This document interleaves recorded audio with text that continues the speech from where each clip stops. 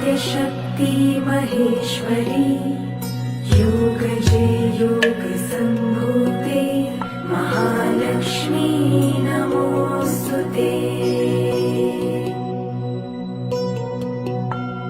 स्थूलसूक्ष्म महारौद्रे महाशक्ति महोदरे महापापहरे देवी महालक्ष्मी नमोऽस्तुते। पद्मासनस्थिते देवी परब्रह्मस्वरूपिणी परमेशी जगन्मातर् महालक्ष्मी नमोऽस्तुते।